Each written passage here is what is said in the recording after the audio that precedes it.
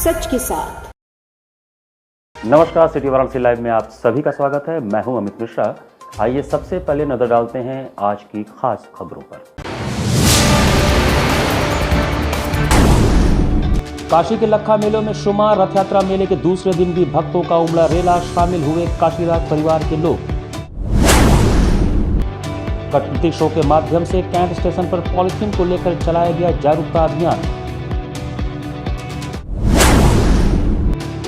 सेगरा stadium में जिला power lifting प्रतियोगिता। शामिल हुए 100 से ज्यादा महिला एवं पुरुष खिलाड़ी। और काशी पहुंचे परिवहन मंत्री दयाशंकर सिंह। कहा, शॉर्ट परमिट को पूरी तरह से कर दिया गया है ऑनलाइन। और अब समाचार विस्तार से। काशी के लखा मेलों में शुमार। रथ यात्रा मेले के दूसरे दिन शनिवार को भी भक्तों का रेला उमड़ा। काशी के लखा मेलों में शुमार। रथ यात्रा मेले के दूसरे दिन शनिवार को भी भक्तों का रेला उमड़ा। भगवान जगन्नाथ, बहन सुभद्रा और बड़े भैया बलभद्र के दर्शन पूजन को सुबह से जो श्रद्धालुओं का तांता लगा कि वह दोपहर तक जारी रहा। दूसरे दिन इंद्रदेव भी भगवान जगन्नाथ की अगवानी में पहुंचे और बरसात की बूंदों से प्रभु के रथ का पहिया भिगोकर उनका अभिषेक किया। रथ यात्रा से लेकर सिगरा, कामाख्या, लक्सा तक का इलाका खचाखच भरा रहा। क्या पुरुष, क्या महिला, बड़े बुजुर्ग, हर कोई भगवान जगन्नाथ के दर्शन को आतुर दिखा। इससे पहले भगवान जगन्नाथ मंदिर के पुजारी राधेश्याम पांडे के आचार्यत्व में भगवान जगन्नाथ, बहन सुभद्रा और भाई बलभद्र का लाल फूलों से श्रृंगार किया गया। रथ के शिखर के अलावा परिक्रमा पथ को भी भव्य सजाया गया। प्रातःकाल 5:11 पर भगवान की मंगला आरती हुई। इसके बाद रथ के पट भक्तों के लिए खोल दिए गए। प्रातः 9 बजे प्रभु को छौंके हुए मूंग, चना, पेड़ा, गुड़ और देशी चीनी के शरबत का भोग लगा। 12 बजे आरती के बाद दोपहर 3 बजे तक के लिए पट बंद कर दिए गए थे। पट बंद कर प्रभु को मध्याह्न भोग में पूड़ी, लौकी की सब्जी, दही, देसी चीनी, कटहल और आम का अचार अर्पित किया गया। पुनः दर्शन 3 बजे के बाद से शुरू हुआ। सुबह मंगला आरती के बाद रथ का स्पर्श करने और प्रभु जगन्नाथ के चरणों में तुलसी दल अर्पित करने की होड़ लगी रही। मेला क्षेत्र में हरे कृष्ण हरे राम संकीर्तन सोसाइटी की टीम सुबह से ही भजन कीर्तन करने में तल्लीन रही।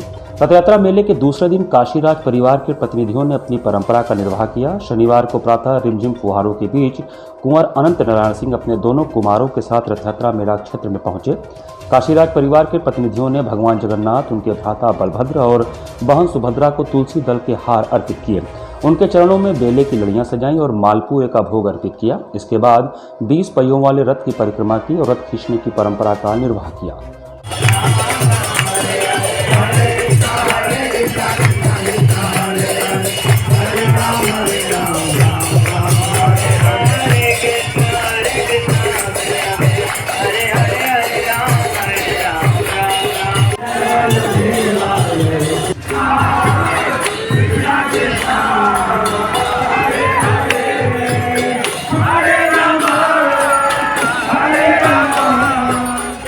रामनगर में भी भगवान जगन्नाथ का त्रिदिवसीय रथ यात्रा मेला पूरी आस्था और हर्षोल्लास के साथ मनाया जा रहा है। रामनगर में भी पूजे गए जगत के पालनहार भगवान जगन्नाथ। पूरी आस्था और हर्षोल्लास के साथ रामनगर के लोगों ने भगवान जगन्नाथ का स्वागत किया। रामनगर दुर्गा मंदिर के पास से भगवान जगन्नाथ का रथ सबसे पहले काशी नरेश कुंवर अनंत नारायण सिंह ने खींचा, जिसे बाद में यहाँ की जनता द्वारा भगवान जगन्नाथ के रथ को अयोध्या प्रांगण में श्रद्धालुओं के दर्शन के लिए रखा गया, जो बाद में भाई बलभद्र और बहन सुभद्रा के संग नगर भ्रमण पर निकले। इस दौरान रामनगर में भगवान जगन्नाथ के दर्शन करने का सिलसिला चलता रहा, जो काफी देर तक चला। भगवान जगन्नाथ के रथ को खींचने के लिए श्रद्धालुओं में होड़ मची रही। आपको बता दें कि रामनगर में भी 3 दिवसीय रथ यात्रा के मेले का आयोजन सैकड़ों वर्ष पहले से होता आया है, जिसे काशी नरेश स्वयं अपने हाथों से रथ खींचकर रथ यात्रा मेले की शुरुआत करते थे। इस दौरान ननखटाई की अस्थायी दुकानें काफी संख्या में देखने को मिली। ऐसा महसूस होता है कि जैसे भगवान जगन्नाथपुरी छोड़कर स्वयं महादेव की नगरी में विराजमान हो गए हैं। रथ यात्रा मेले में इस बार लगी अस्थायी दुकानों पर डिजिटल ट्रांजैक्शन के द्वारा खरीद फरोख्त काफी देखने को मिल रहा है।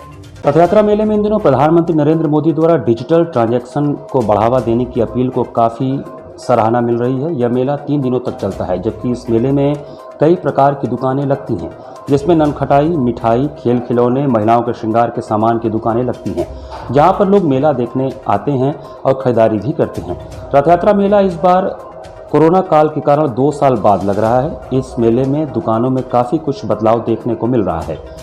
आज दुकानदार ऑनलाइन ट्रांजैक्शन को बढ़ावा देने के तहत अपने दुकानों पर गूगल पे, फ़ोन पे का प्रयोग कर रहे हैं, जिससे ग्राहकों को सामान खरीदने में काफ़ी सुविधा हो रही है। नान खटाई की दुकान लगाने वाले मोनू ने बताया कि कोरोना काल के बाद रथ यात्रा मेला लगा है। मेले में उस हिसाब से रौनक देखने को नहीं मिल रही है, फिर भी लोग दिख रहे हैं। वहीं नान खटाई के दाम बताते हुए उन्होंने कहा कि 140 रुपये से लेकर 800 रुपये किलो तक की नान खटाई हमारे दुकान पर उपलब्ध है। फ़ोन पे और गूगल पे ट्रांजैक्शन पर उन्होंने कहा कि अधिकतर ग्राहक इसी का इस्तेमाल कर पैसा दे रहे हैं। लाची का, काजू का, मेवे का, सूजी का, नारियल का अपनी अपनी चॉइस होती है। रेट की अगर बात की जाए तो कितने रेट से कितने रेट तक का है आपके पास, स्टार्टिंग से लेके इन तक? 160 रुपये किलो से लेके 800 रुपये किलो तक। क्या महंगाई के कुछ सामान सब महंगा है। इलायची देख ही रहे हैं आप, कम से कम 3000 साढ़े 3000 रुपये किलो है। देसी घी 1000 रुपये किलो है। सब चीज़ का दाम बढ़ा हुआ है। अच्छा, पेमेंट का अगर बात किया है तो लोग क्या डिजिटल के लिए भी कुछ आ रहा है आपके पास है इस तरह का? हाँ है, फ़ोन पे है, पेटीएम है, सभी व्यवस्था है। या मतलब जो दर्शनार्थी आ रहे हैं इस पे कर रहे हैं? हाँ कर रहे हैं, पेमेंट हो रहा है? हाँ। कितना सहूलियत लग रहा है इस बार इससे? फिर भी मान लीजिए जी, जो कस्टमर के पास कैश नहीं है वो ऑनलाइन करना चाह रहे हैं, ऑनलाइन कर दे रहे हैं। आप लोगों के लिए सुविधा हो रहा है? बहुत सुविधा है। साल भर से हम लोग इंतजार करते हैं कि भगवान जगन्नाथ आए तो ननखटाई हम लोग खरीदे, भोग लगाएं और उस प्रसाद को हम लोग ग्रहण करें। इसका स्वाद कैसा होता है? स्वाद बहुत बढ़िया होता है। कई देसी है, नारियल है, कई आइटम का रहता है। जिसको जितना शक्ति है अपने शक्ति के हिसाब से लोग लेते हैं। और ये नान खटाई है, यहाँ आज जगन्नाथ जी को चढ़ता है, ये भोग लगाते हैं। इसका आज बहुत महत्व होता है। आज ही भोग में यही लगता है और तुलसी जी की माला लगती है, भोग में चढ़ती है। कितना महत्व होता है इसका नान खटाई का, और किस तरह का इसका स्वाद होता है, खाने में कैसा लगता है? बहुत अच्छा इसका स्वाद बहुत अच्छा होता है, अलग अलग फ्लेवर में आता है। जैसे कि ये शुद्ध घी का है, वो नारियल का है, तो अलग अलग फ्लेवर में आता है। आप कोई भी लेके चढ़ा सकते हैं अपनी इच्छा से। प्रदेश के परिवहन मंत्री दयाशंकर सिंह ने शनिवार को मीडिया से सरकार की योजनाओं को साझा किया। जिले में अचानक पहुंचे परिवहन मंत्री दयाशंकर सिंह ने शनिवार को मीडिया से बात कर सरकार की योजनाओं को साझा किया। उन्होंने कहा कि हमने शॉर्ट परमिट को पूरी तरह से ऑनलाइन कर दिया है। अब कोई भी व्यक्ति घर बैठे या साइबर कैफे से शॉर्ट परमिट प्राप्त कर सकता है। उसे कार्यालयों का चक्कर नहीं लगाना पड़ेगा। जल्द ही लॉन्ग परमिट को भी ऑनलाइन कर देंगे। हमारा प्रयास है कि टेक्नोलॉजी का पूरा प्रयोग लोगों को सुविधा देने के लिए और व्यवस्था को सुधारने के लिए किया जाए। दयाशंकर सिंह शनिवार को सर्किट हाउस में मीडिया से बातचीत कर रहे थे। एक प्रश्न के जवाब में उन्होंने कहा कि हमने सरकार बनने के बाद 100 दिनों में 11 काम करने का निश्चय लिया था। इसमें से 7 काम पूरे हो गए हैं। शेष 4 काम भी 1 सप्ताह में पूरे कर लिए जाएंगे। अपनी उपलब्धियों को गिनाते हुए उन्होंने कहा कि सबसे बड़ा काम 1957 के बाद की गाड़ियों का टैक्स मल्टीप्लाई कर लिया जा रहा था, जिसका परिणाम यह था कि जिन गाड़ियों के टैक्स कुछ 100 रुपये थे वह अब लाखों में टैक्स दे रहे थे। ऐसी 5,28,000 गाड़ियों पर 916 करोड़ रुपया माफ़ कर दिया गया। परिवहन विभाग के इतिहास में ऐसा पहली बार हुआ। सभी परिवहन कार्यालयों को यह आदेश पहुंच चुका है। उन्हें कहा गया है कि 3 महीने के अंदर जो भी आवेदन करे उसे 100% छूट प्रदान की जाए। उन्होंने बताया कि आगामी दिनों में हम प्रदेश के 23 डिपो को अंतर्राष्ट्रीय स्तर का बनाने का लक्ष्य रखे हैं। इसके लिए 18 को चिन्हित कर लिया गया है। परिवहन विभाग पहले से बहुत इम्प्रूव हुआ है और यात्रियों को जो है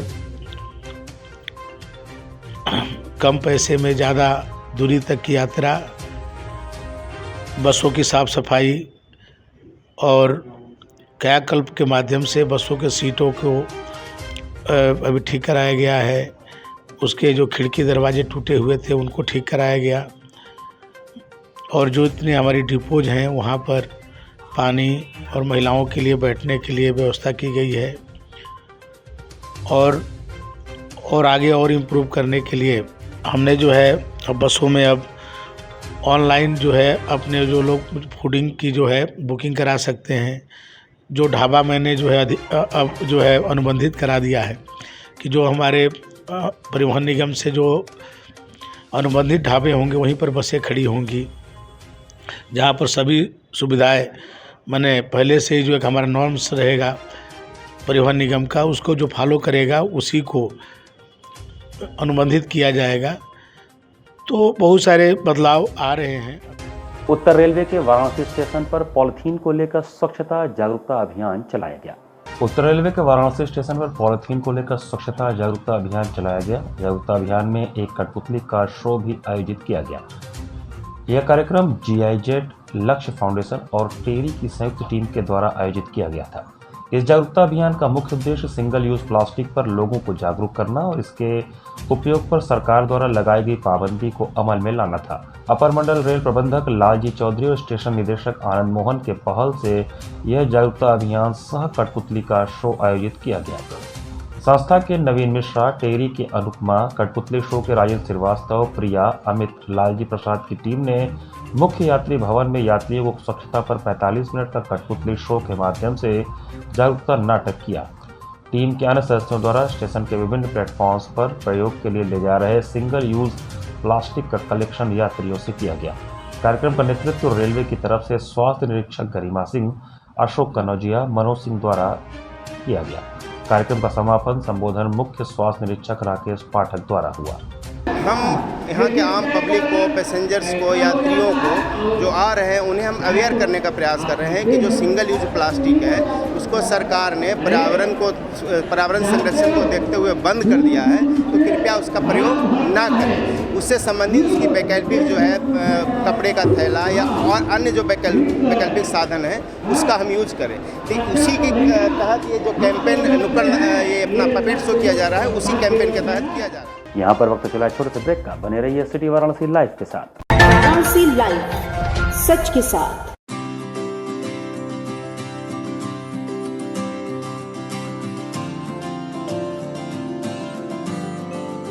We know how to shine, we know how to rise. We are nurtured with the best, having fun and some rest. We are learning today, we will lead tomorrow. We are choosing our way, we're learning and play. We are creative, that is our motive. We are RS World School. We are creative, that is our motive. We are RS World School, RS World School. We just don't believe in learning, we believe in creative learning. We are RS World School. Learn today, lead tomorrow. Corona virus ने देश में एक बार फिर से रफ्तार पकड़ ली है। ऐसे में जरूरी है कि सभी लोग पूरी एहतियात बरतें। घर से बाहर निकलते समय मास्क का सदैव प्रयोग करें। समय समय पर हाथों को सैनिटाइजर से सैनिटाइज करें। ज्यादा भीड़ भाड़ वाली जगहों में जाने से बचें। 2 गज की दूरी का पालन करें। स्वस्थ रहें, सुरक्षित रहें। जनहित में जारी वाराणसी लाइव। वाराणसी लाइव, सच के साथ। ब्रेक के बाद आपका स्वागत है। आर महिला डिग्री कॉलेज में MSME सप्ताह के तहत खादी ग्रामोद्योग आयोग द्वारा जन जागरूकता कार्यक्रम आयोजित हुआ। वाराणसी में MSME वीक के तहत खादी ग्रामोद्योग आयोग द्वारा चेतगंज स्थित आर महिला डिग्री कॉलेज में जन जागरूकता कार्यक्रम का आयोजन किया गया, जिसमें बड़ी संख्या में छात्राओं ने भाग लिया। इस कार्यक्रम में छात्राओं को संबोधित करते हुए KVIC के निदेशक रितेश श्रीवास्तव ने कहा कि आज MSME से जुड़कर बहुत सी महिलाओं ने अपना स्वरोजगार शुरू किया और हजारों लोगों को काम दे रही हैं। उन्होंने कई महिलाओं का उदाहरण भी दिया। उन्होंने छात्राओं से कहा कि सरकार MSME के माध्यम से रोजगार करने के लिए अवसर दे रही है। हमें ऐसे अवसरों को तलाश कर स्वरोजगार अपनाकर आगे बढ़ना चाहिए। उन्होंने खादी ग्रामोद्योग आयोग द्वारा चलाई जा रही योजनाओं के बारे में भी छात्राओं को जानकारी दी। इस अवसर पर KVIC के निदेशक रितेश श्रीवास्तव ने कहा कि इस कार्यक्रम का उद्देश्य है युवाओं को ज़्यादा से ज़्यादा रोजगार से जोड़ा जाए। ऐसी बातों को हम आज इन छात्राओं को बताने आए हैं। वहीं डिग्री कॉलेज के प्रधानाचार्य स्पेशल रचना दुबे ने बात करते हुए कहा कि आज छात्राओं को MSME से जुड़कर स्वरोजगार करने के बारे में बताया गया। उद्देश्य ये है कि जो हमारा यंग ब्लड है वो सामने आए, वो उद्योग में ज़्यादा से ज़्यादा पार्टिसिपेट करे, क्योंकि जो MSME है वो उसमें सबसे ज़्यादा रोजगार सृजन की संभावनाएं हैं। तो हम उस संभावनाओं को बताने आए हैं कि कैसे आप अपने घर से ही रोजगार शुरू कर सकते हैं। क्योंकि आप ग्रेजुएट हो रहे हैं तो आपके अंदर स्किल डेवलपमेंट अगर होगा तो आप ज़्यादा से ज़्यादा न सिर्फ रोजगार का सृजन करेंगे, हमारी इकोनॉमी को भी आगे बढ़ाएंगे। तो यही बताने आज हम बच्चों के बीच में। तो मुझे लगता है कि जो हमारी लड़कियां हैं जो सोचती हैं कि बीए करके हम क्या करें, क्योंकि नौकरी तो आजकल बहुत आसान नहीं है मिलना, तो ये अवेयरनेस से ज़रूर उनके मतलब इतना तो उनको अवेयर हुई होंगी, मोटिवेट हो गई होंगी कि हम अपने पैरों पे कैसे खड़े हो सकते हैं और कैसे इनकी सहायता से हम कुछ ना कुछ छोटा मोटा रोजगार क्रिएट कर सकते हैं। डॉक्टर्स डे के उपलक्ष्य में प्रोफेसर के.एन. उडब्बा सभागार में एक कार्यक्रम का आयोजन किया गया। काशी हिंदू विश्वविद्यालय सभागार में डॉक्टर्स डे के उपलक्ष्य में प्रोफेसर के.एन. उडब्बा सभागार में एक कार्यक्रम का आयोजन किया गया। कार्यक्रम का शुभारंभ मालवीय जी की प्रतिमा पर माल्यार्पण व कुल गीत के साथ हुआ। कार्यक्रम के दौरान छात्र छात्राओं द्वारा गणेश वंदना व रंगारंग कार्यक्रम प्रस्तुत किए गए। डायरेक्टर द्वारा वेलकम एड्रेस प्रस्तुत किया गया। तदुपरांत सर सुंदरलाल चिकित्सालय व ट्रॉमा सेंटर में कार्यरत डॉक्टर, नर्सिंग स्टाफ, स्वीपर, सफाई कर्मियों को प्रमाण पत्र देकर सम्मानित किया गया। राष्ट्रीय चिकित्सक दिवस के अवसर पर चिकित्सा विज्ञान संस्थान काशी हिंदू विश्वविद्यालय द्वारा डॉक्टर्स को सम्मानित किया गया व उनके योगदान को सराहा गया। इस कार्यक्रम को संबोधित करते हुए प्रख्यात शल्य चिकित्सक और विश्वविद्यालय के कुलगुरु प्रोफेसर वी.के. शुक्ला ने कहा कि डॉक्टरी पेशा तमाम चुनौतियों व जोखिमों से भरा है, लेकिन इस सब से विचलित हुए बिना चिकित्सक निरंतर अपने कर्तव्य का पालन करते हैं। उन्होंने मेडिकल के छात्रों व भविष्य के चिकित्सकों का आह्वान किया कि वे कठिनाइयों, दुश्वारियों व संसाधनों की कमियों से खुद को प्रभावित न होने दें व मानवता को उत्तम चिकित्सकीय सेवाएं उपलब्ध कराने के लक्ष्य की प्राप्ति में आगे बढ़ें। निषाद राज घाट पर गंगा में संचालित नावों की अग्रिम बुकिंग के लिए शुक्रवार को नावी नामक ऐप लॉन्च किया गया। गंगा में संचालित नावों की बुकिंग के लिए शुक्रवार को ऐप लॉन्च किया गया, जिसका नाम नावी रखा गया। निषाद राज घाट पर मुख्य अतिथि सहायक निदेशक पर्यटन अमित कुमार ने शुभारंभ किया। नावी वाटरवेज ऐप स्थानीय निवासी राकेश तिवारी के दिमाग की उपज है। संस्थापक आदित्य राज गुप्ता व सह संस्थापक विश्वनाथ गायतोंडे हैं। नावी ऐप को निर्बाध नाव बुकिंग सेवा प्रदान करने के इरादे से बनाया गया है। नावी जलमार्ग प्रणाली एक ऐप आधारित एकत्रीकरण और रियल टाइम ट्रैकिंग सिस्टम में अग्रणी है। ऐप को बनाने के पीछे की सोच है कि एक असंगठित बाजार में उपभोक्ताओं के लिए मूल्य निर्धारण में पारदर्शिता रहे, एक उद्योग में सिस्टम और निर्धारित सुरक्षा प्रोटोकॉल सुनिश्चित हो सके। ऐप सभी मोबाइल प्लेटफॉर्म पर डाउनलोड के लिए उपलब्ध है। नावों की तत्काल व पूर्व बुकिंग की सुविधा भी उपलब्ध है। इस प्रकार प्रक्रिया में सुरक्षा और पारदर्शिता को सक्षम बनाता है। ग्राहक और सिस्टम को सवारी का ट्रैक रखने में मदद मिलेगी। नावों में स्थापित IoT डिवाइस GPS से लैस है, जो सर्वर को वास्तविक समय की जानकारी प्रदान करता है, जिससे ग्राहक और सिस्टम को सवारी का ट्रैक रखने में मदद मिलता है। ऐप सुनिश्चित करता है कि नाव पर लाइफ जैकेट है कि नहीं। आपात स्थिति से निपटने के लिए नाविक को प्रशिक्षित किया जाता है। ऐप एक डिजिटल भुगतान समाधान लाता है, जो नौका विहार उद्योग के लिए वैध आय को बढ़ावा देता है। GST के माध्यम से सरकार के लिए राजस्व की एक नई धारा भी खोलता है। वाराणसी में लगातार पर्यटकों की संख्या बढ़ती ही जा रही है और ऐसे में बेहतर सुविधा के साथ नौका संचालन की योजना से जरूर लाभ होगा। आधुनिक तकनीक से पर्यटकों को काशी भ्रमण में एक नया अनुभव भी होगा। लोगों को ठगी का सामना भी नहीं करना होगा। जो इनका लिमिटेड क्राउड है, इनका कस्टमर, जैसे ये जहाँ नाव पे बैठते हैं, इनको वहीं के ही कस्टमर, जो ट्रांजिशनिंग क्राउड है, आती जाती रहती है, वही इनके कस्टमर है। क्यों इनका कस्टमर बेस ही बढ़ा दिया जाए कि इनको हम ऑनलाइन लाके इतने बड़े क्राउड को दे दें कि कोई भी इनसे कांटेक्ट करना चाहे तो एक मीडियम, एक चैनल के जरिए, तो नावी वो एक चैनल है जो हम इनको प्रोवाइड करते हैं।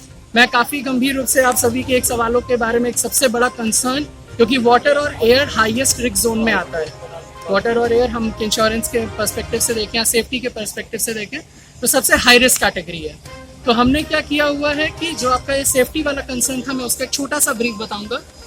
जैसे ही आप सीट अपनी बढ़ाते जाएंगे, जो बोट एलिजिबल नहीं है उतने लोगों को ले जाने के लिए वो ऐप से अपने आप हटती जाएगी।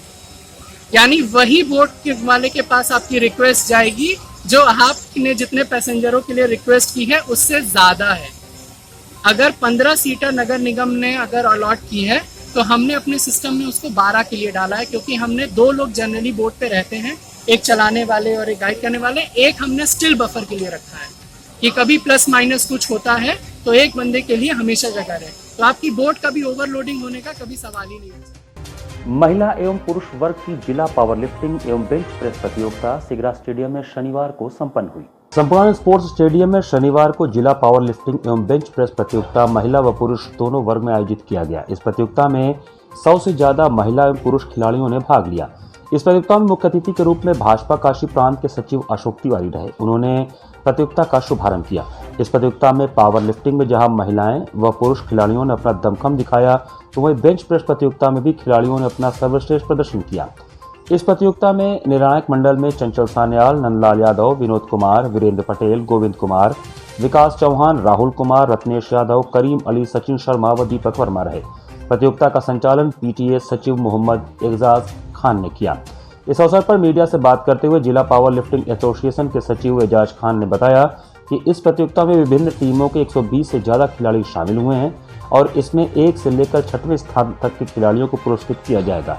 इसके साथ ही strong man of power lifting व strong man of bench press खिलाड़ी भी चुना जाएगा। उन्होंने कहा कि सभी खेलों के लिए पावर लिफ्टिंग बहुत जरूरी होता है, इससे खिलाड़ियों की फिटनेस बनी रहती है।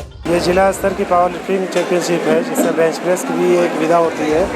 दोनों ही चैंपियनशिप एक साथ चल रही है, जिसमें विभिन्न जिलों से आए हुए लगभग 120 के लगभग प्रतिभागी भाग ले रहे हैं और यही खिलाड़ी आने वाले नेशनल चैंपियनशिप के लिए चयनित किए जाएंगे। खिलाड़ियों को कितना इससे लाभ होगा आगे उनके भविष्य? सबसे बड़ा लाभ तो है कि खिलाड़ी खुद भी फिट रहता है और लोगों को भी फिट रहने की प्रेरणा देता है और ये मास्टर ऑफ गेम है। पावर लिफ्टिंग सभी खेलों के लिए ज़रूरी है, चाहे वो 40 किलो करे या 240 किलो करे, वो अपने हैसियत के मुताबिक करेगा, लेकिन पावर लिफ्टिंग बेहद जरूरी है।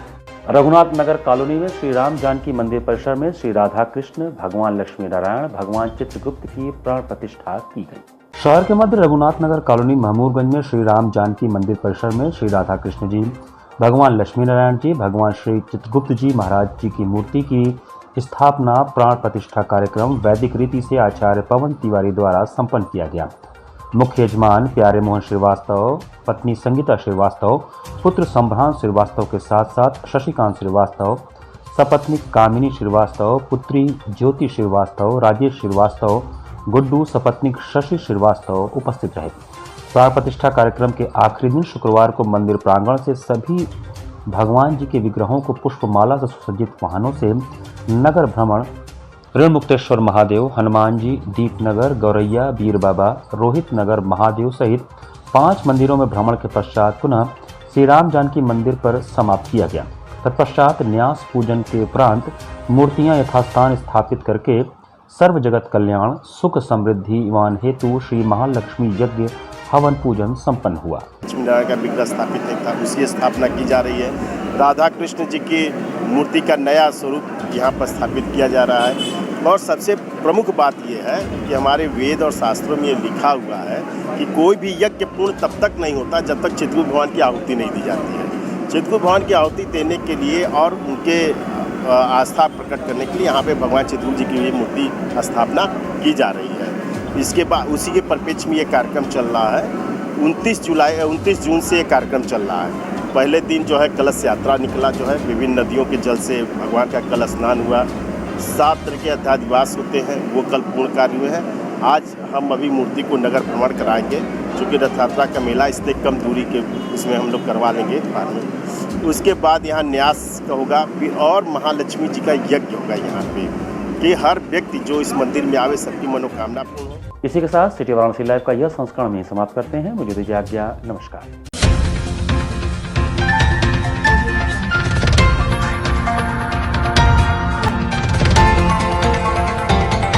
वाराणसी लाइव, सच के साथ।